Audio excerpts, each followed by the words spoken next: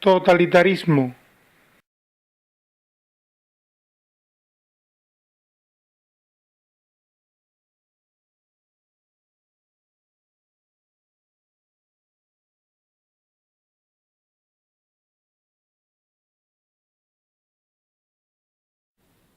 Definición. Por totalitarismo entendemos los regímenes políticos no democráticos, que se caracterizan por el poder todopoderoso del Estado. El Estado es fuerte y se sustenta sobre un único partido que monopoliza el poder. El líder del partido es venerado, como líder de la nación, líder al que en algunos momentos se le llega casi a rendir culto. El Estado se sirve de la policía y del ejército para mantenerse en el poder aterrorizando a la población. El término empezó a usarse por analistas políticos occidentales para designar el tipo de Estado fraguado por Stalin. El totalitarismo se diferencia de otras formas autocráticas como el despotismo, el absolutismo, la tiranía o la dictadura. En estas, pagando el precio de abstenerse de política, es generalmente factible vivir y trabajar con cierta autonomía. Pero en el totalitarismo moderno, esta parcela de autonomía o independencia no es posible. La organización hace que todo el mundo dependa por completo de los deseos y obsesiones del partido político y de su líder.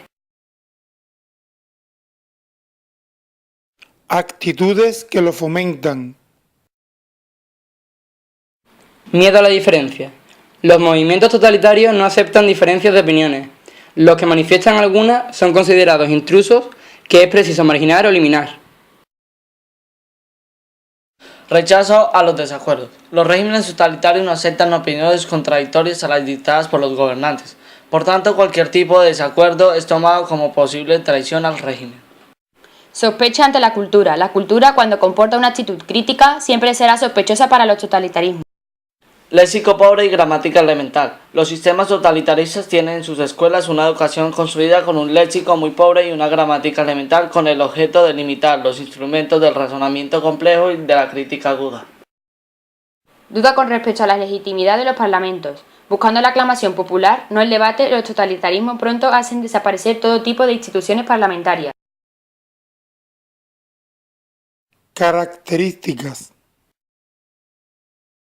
El odio a la democracia y al parlamentarismo. En un régimen de fuerza, lógicamente, la democracia está proscrita. Se la considera el peor de los males, entre otras cosas, porque ésta cuestiona el monopolio del poder y divide a la sociedad.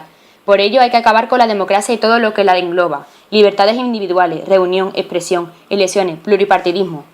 En ese sentido, se llega a un régimen de partido único que controla todos los resortes del Estado. El sistema de partido único. El único partido permitido es el del régimen. A través de él se predica la ideología dominante a la sociedad y se controla a la población. El partido está dirigido por una minoría que es la que marca las directrices a seguir. En la cúspide del mismo está el líder cuya autoridad es incontestada y al que se obedece de forma ciega a través de una férrea disciplina. Es de destacar también que Estado y partido se confunden en este tipo de regímenes. Todos los medios del Estado están al servicio del partido y también los medios de comunicación, que son la herramienta para divulgar sus mensajes y la única voz permitida. El control total de la sociedad por parte del partido. El papel del partido único no se reduce a la conquista del poder y la conservación de este. Otro fin importante es la creación de organizaciones paralelas para encuadrar a todos los sectores de la población, movimientos juveniles, asociaciones de mujeres, organizaciones de ocio y así aumentar el control sobre los ciudadanos. El culto al líder. Al frente del Estado se encuentra un líder carismático que encarna al partido único y a la nación. A ese líder se le rinde un culto casi religioso y la propaganda se encarga de que su fotografía esté por todos los rincones del país y presida los actos más importantes, tanto públicos como privados. A veces se le representa como el salvador de la patria humillada y otras como el padre de la nación.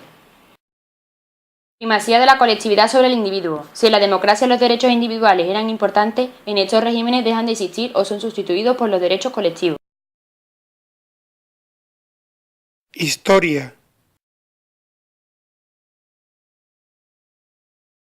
Los regímenes totalitarios tuvieron su edad de oro en los años 30. Como consecuencia de la crisis del 29, surgieron en toda Europa gobiernos autoritarios que sustituyeron a los regímenes democráticos en gran parte de los países europeos. En Rusia, la Revolución de Octubre de 1917, liderada por Lenin, abrió camino a la instauración del comunismo, transformándose en 1922 en la URSS, Con la muerte de Lenin en 1924, Joseph Stalin inició el proceso de liquidación de toda oposición, convirtiéndose en dictador absoluto. Desde 1936 hasta el 1953, año de la muerte del líder, la URSS sufrió el mayor totalitarismo comunista. En Alemania, el movimiento nazi, arraigando en la crisis social y económica que pasa a Europa, creció hasta obtener la mayoría de votos. Así, en 1933, Adolf Hitler y su partido, el Partido Obrero Nacionalista Alemán, consiguieron por vía democrática el gobierno de Alemania. Y fue ya en 1939, con el estallido de la guerra, cuando el totalitarismo se demostró en toda su dominación. Este régimen totalitario perduró desde 1933 hasta la muerte de Hitler en 1945. Por último, entre los regímenes totalitarios más importantes de la historia, junto con el nazismo y el estalinismo, encontramos la situación de la actual Corea del Norte. Este periodo comienza tras la división de Corea en 1948, cuando Kim Il-sung implanta un régimen totalitario comunista, que tras su muerte en 1994 continúa a su hijo Kim Jong-il. Tras su fallecimiento en 2011, toma el control su hijo Kim Jong-un. El 8 de marzo de 2013, Corea del Norte anunció el fin del acuerdo de no agresión con Corea del Sur, debido a las sanciones de la ONU por las pruebas nucleares realizadas en 2012. Y por considerar una amenaza las maniobras de entrenamiento militar en conjunto entre Estados Unidos y su vecino del sur, dando inicio a la tensión de Corea que se desarrolla en los primeros meses de 2013. El 29 de marzo de 2013, Corea del Norte declara estado de guerra a Corea del Sur. Bibliografía.